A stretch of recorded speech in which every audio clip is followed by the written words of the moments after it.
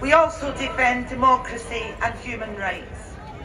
Teachers are amongst the first targets of tyrants. They also take the lead in fighting democracy. We've seen it in Myanmar, in Belarus, in Iran, in Argentina, where brave teachers are taking a stand, sometimes at great personal cost, for freedom, fairness and truth. When democracy is under threat, teachers don't just teach about it, we defend it. So today, as we march through the streets of London, we remember our internationalist roots. We remember that our fight is global and that solidarity knows no borders. This May Day, we stand proud, we stand ready, and we stand together with every union, every worker, and with everyone who believes that a better world is not only possible, but essential. Solidarity forever.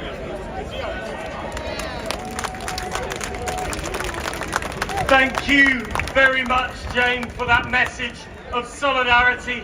Now, Jane referred to International Workers' Day as a global call to action, and there is no greater global call to action than the solidarity that we as trade unionists must show with the people of Palestine, standing up against the genocide taking place before our eyes and against the continued Israeli occupation of Palestinian land. So I am very pleased to welcome as our next speaker, Dr. Hussam Zomlot, the Palestinian ambassador to the UK. Comrades, we stand with you. I will wait for Palestine and Kashmir. Free, free. Free Palestine. Free, free Palestine. From Kashmir to Thank you, friends. From Kashmir to Palestine. Members of the great British trade unions, activists and friends. Today is a special day in the calendar. It is a day we remember those who fought for our rights in the past. It is a day we take the measure of the rights we have today. And it is a day to focus on the rights we still have to secure for tomorrow.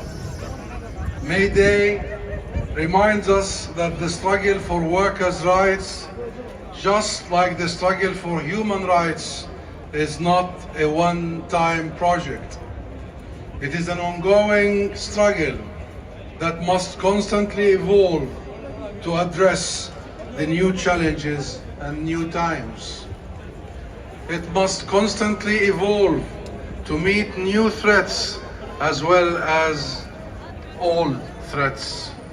Whether these threats come from xenophobic, extremists, racists, supremacists on the political spectrum, or new technologies like the artificial intelligence. It is a struggle that also must never forget that what has been secured in the past can be taken away tomorrow. We must remain constantly vigilant. It is not too long ago that the world agreed on a set of universal human rights principles that would apply to all equally. It was meant to be the start of a new era, an era where diplomacy replaced war, mediation replaced allegiances, and law replaced era of lawlessness that had led directly to the carnage and horrors of World War II. It has never meant to be perfect. It wasn't perfect, but it gives us direction and a measure with which to evaluate the conduct of states. So friends, that global rules-based order, which was based on the fundamental principle of the equal human, legal and political rights to all people in the world, is under existential threat today. It is under existential threat from major powers who do not want to be subject to any restraints should they want to invade a neighbor, bomb a country on the other side of the world or throw the globe into economic turmoil. It is under threat from extremist ideologues who believe that they have a divine entitlement to steal, murder, and destroy as they see fit. It is under threat from all those who are watching but remain silent. This is a threat we must take extremely seriously. The collapse of the global order will have repercussions for everyone. It will reverberate everywhere. We will feel it, all of us, and it is at its most acute and critical in Palestine. Israel's genocide in Gaza has been ongoing now for over 18 months. Israel's deliberate policy of starvation, its blockade on food, water, medicine, electricity, and fuel to more than 2 million people in Gaza is now nearly 2 months old. People are dying from malnutrition. People are dying from thirst. People are dying because they cannot access medicine, and all their hospitals have been destroyed. People are dying because the world is letting Israel kill them. People are dying because the norms and standards of the global international order are not being enforced and not being respected. And those who do not actively oppose Israel's genocidal aggression are complicit. But my friends, there are ways to end this. Number one, ceasefire now. Ceasefire now. Ceasefire now. Ceasefire now. Ceasefire now. We must let food, water, medicine in Gaza. This is a war crime, preventing these basic materials. And we will rebuild Gaza. We will rebuild Gaza. We will build more homes, more schools, more hospitals, more universities. And I'll tell you here, Gaza is not for sale. It is beautiful, but it belongs to the people of Palestine. And there are ways to end this also, my friends. Sanctions now, sanctions now, sanctions now. And arms embargo now. And recognize the state of Palestine. Recognize the state of Palestine. And crucially, my friends, crucially, accountability in the relevant international bodies of justice. War criminals must be held accountable. War criminals' place is not in New York or London. Their place is in The Hague, behind bars, in jail. The fundamental tenets of international law prohibiting the seizure of land by force must be upheld. We have collectively taken a huge step backwards in our international relations over the past 18 months. We have allowed the powerful to dominate without accountability. We have witnessed atrocities live streamed every day, and the concurrent attempt to silence those who would voice their protest like you all the way. And here I want to stand before all of you to thank you and to thank the millions upon millions of the British people who have stood tall and stood firm for 18 months. This is the longest solidarity movement in the UK, and it is the largest. You have made your government listen and the world listen that the people of Palestine, that our people in Gaza are not alone. They have you. They have you and the hearts of the millions of people like you all over the world. Let this May Day be a reminder that we are still struggling for our rights, whether for a decent wage, dignified working conditions, or in Palestine, simply for our rights to live on our land in peace. Let this May Day be a reminder for the need for constant violence, for constant vigilance and constant readiness. And let this May Day be a rallying cry, a galvanizing call for action for all of us together, united to join in solidarity for all of our rights, for our dignity, for justice, and for a free Palestine. Thank you. Free Palestine! Free Palestine! Palestine! Free Palestine! Free! I want to remind everybody here that on the 17th of May, the Palestine Solidarity Campaign has called a national demo. Be there, support, make our demands clear, end the genocide, allow humanitarian aid into Gaza. Our next speaker is from Unite, London in the Eastern region, Tabussam Ahmed. Welcome, Tabussam, to this May Day rally. Free!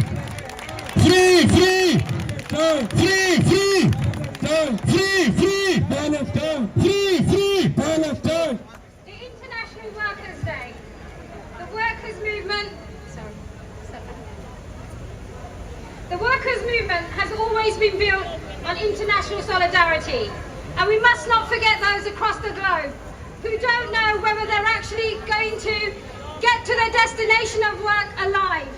They don't know whether they're going to be able to come back and see their families.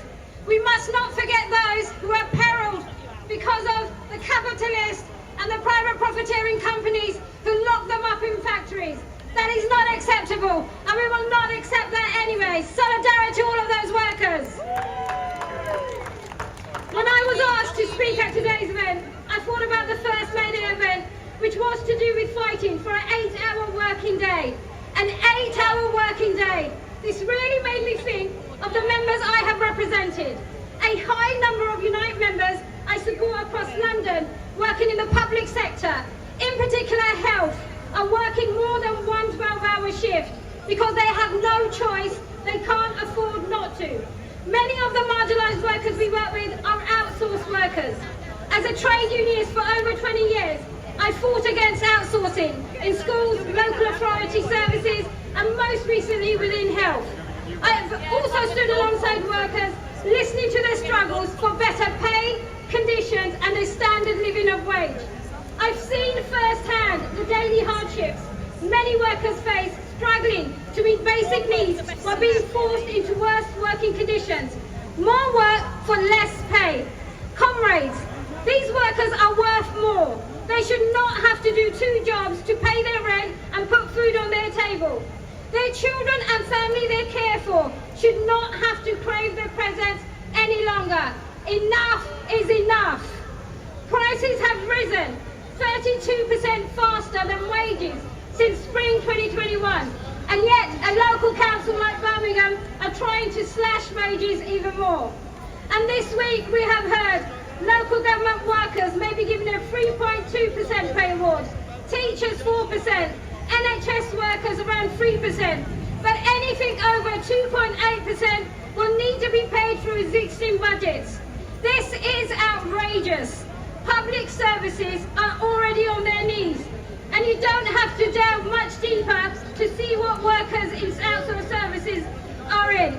They're in a worse position, suffering from pay cuts, a deterioration of terms and conditions for decades, and are predominantly paid migrant workers and women. Unite is organising on pay and training in health service laboratories, a private pathology organisation employing 1,400 workers. Over 6 sites they deliver essential services. Heathrow, owned by some of the richest in the world, including the Qatari state, is out there expanding massively, making billions of profits. Yet, we have 70 outsourced BA workers contributing to the profits made, employed by OCS, who are currently on strike for decent pay. They currently receive the minimum wage and are fighting for pay parity with other OCS employees in the Heathrow area. We have 700 members, and again predominantly black migrant workers who service passengers with restricted mobility, working for Wilson James. These workers are paid substantially less than their counterparts in Gatwick Airport. who are also employed by Wilson James. How fair is that? The Rapid Response Team, employed by Guys St Thomas's and employed under Essentia, a wholly owned subsidiary. They have been on strike for fair pay and adequate rest and wash facilities. These workers put their lives at risk on a daily basis, decontaminating highly infectious areas which have been exposed to monkeypox, Ebola, etc. They use dangerous chemicals which can affect their health due to prolonged exposure.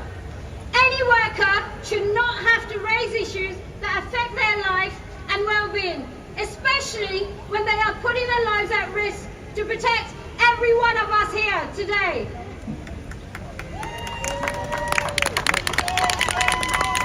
Wholly owned subsidiaries, arms-length bodies, etc. As far as I can see, these entities open the door to privatisation, and this needs to stop.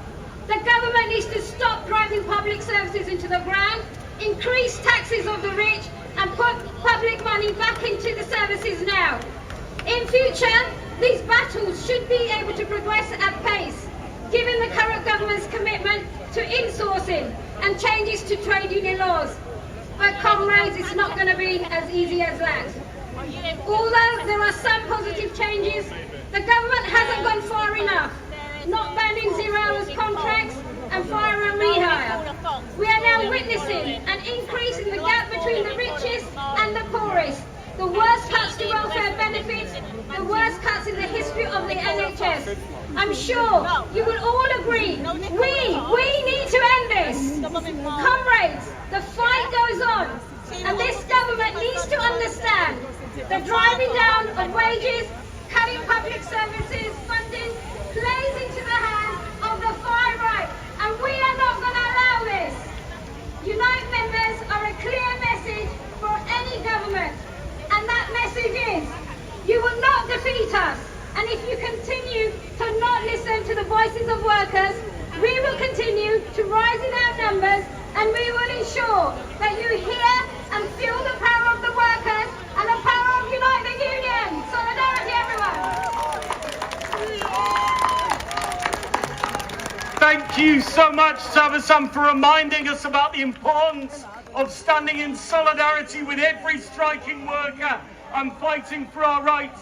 And on that note, I want to invite all of you to support the Birmingham bin strikers having their pay unjustly cut. There's going to be a mega picket next week, Friday the 9th, up in Birmingham. Starts early from 6:30. Anyone who can get there, we want hundreds on that picket line. And now Mary will introduce the next speaker.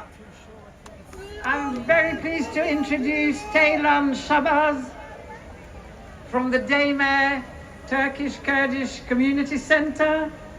Taylan is representing different groups, different ethnic community groups from the Turkish Kurdish community, and he will be telling us about the difficulties of being a migrant in this country, who are currently paying a price of racism and attacks by the far right as we're having local elections across the country, with the danger of Reform UK making gains in traditional Labour seats. Taylan. Thank you, Mary. Thank you, everyone. Brothers and sisters, friends and comrades, on behalf of the Unity of Democratic Organizations, the network of Turkish and Kurdish migrant organizations in London, I would like to greet you with all our sentiments of international solidarity. Long live May Day, the International Day of Unity, Struggle and Solidarity of the Working Class.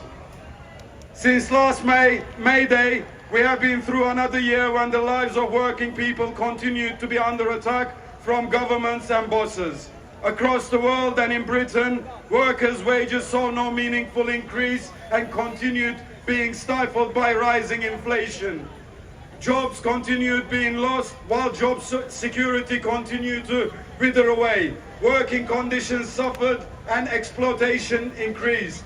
In the critical period in which we find ourselves internationally, when not only the threat of a general war escalated substantially, but has become a norm, and as though the deterioration of the working rights was not enough, the social and democratic rights of the working class and working people suffered even more. Despite expectations enabling its election, the current government, which came into office last July, decreased social security and support entitlements for children and cut winter fuel payments, impacting hundreds of thousands of older people. Going further, with its recent spring budget, it has set out plans for 6 billion further cuts, with potential to impact some 1 million disabled and vulnerable people. In all this, what has been striking is the shameless connection the Starmer government has established between this program of attacks and militarism, openly cutting welfare to fund warfare. The government's warmongering foreign policy and support for genocidal regimes provides context to this, while it's accompanied by increasing attacks on civil liberties, the right to assemble and freedom of speech, along with an overt and reckless racism as seen with the latest immigration measures and the official rhetoric. The same period has also been one in which attacks on the rights of migrant workers increased substantially. The race for anti-immigration, for migrant bashing, which underpinned the election campaign, fomented last summer's racist riots and pogrom attempts.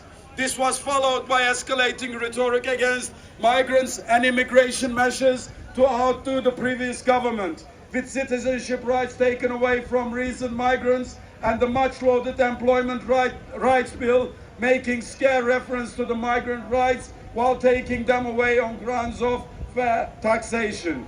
The disillusionment with erosion of working and social rights in tandem with increased racist measures and rhetoric helps generate the discontentment that gives power to the far right, exposing the shameless connection our government makes between welfare and warfare.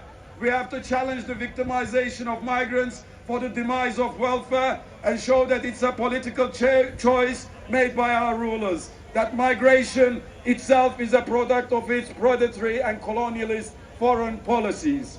And as members of migrant communities, this stance against attacks on working people's rights and militarism provides the basis for our common struggle against common issues as this May Day passes. Standing against these is to stand against attacks on Kurdish organizations in Britain, against Erdogan's attacks on democracy in Turkey, where we are from, against his expansionist policies in the Middle East, which has already given rise to the massacre of Alevi people in Syria, and again Western powers and NATO support for the genocide of Palestinian people. Standing here in common struggle against common issues is standing in solidarity with hundreds of thousands of people filling the squares in Turkey and across the world today. Let May Day be celebrated on May Day. Workers united, we will never be defeated. Long live May Day, the International Day of Unity, Struggle and Solidarity of the working class. Solidarity. Thank you very much for that significant message. We've got just 2 speakers left for you. In a moment, we'll be welcoming Eddie Dempsey of the RMT. But first of all, disabled people have been at the sharp end of attacks, both from this government and previous governments. And we must stand in solidarity together with them. Therefore, I'm very, very pleased to welcome as our next speaker, Paula Peters from the National Steering Committee of Disabled People Against Cuts. On behalf of Disabled People Against Cuts, solidarity on May Day! Labour's disability benefit cuts will be brutal, and we will see 9 billion cut from the welfare state by 2029-30. These cuts will impact on over 3 million disabled people and will plunge over 800,000 disabled people into poverty. Let's make it clear here today, these attacks on the welfare state will kill in their millions. With changes to personal independence payments, it will see 87% of disabled people on standard daily living lose PIP completely, and along with it, passported benefits, carers allowance, carers top up on UC, blue badge, and all will be removed. How will any of this support disabled people into work or stay in work? It won't. These attacks are ideological, and they're a massive attack on disabled people's human rights. Starmer thinks these cuts will alter disabled people's behaviour and get disabled people into work. Well, this is a message to Starmer. Alter your behaviour. Stop the attacks on disabled people. Stop austerity. Stop the attacks on workers' rights. Stop the attacks on the NHS and social care. Bring in a wealth tax, and we want welfare, not warfare. But we also now are in a fight for the very right to exist and justify our existence to all our services, because Labour are trying to rush through legislation on assisted dying. The current private members' bill will be at the report stage at Parliament on the 16th of May. We need your support to vote this bill down. This bill is dangerous with safeguards watered down. To all MPs, we urge, vote no. And a message to MPs and councillors today: if you support austerity and you support the attacks on the working class, Thank you so much, yeah. Thank you. Thank you. But now, Thank you guys. Bye.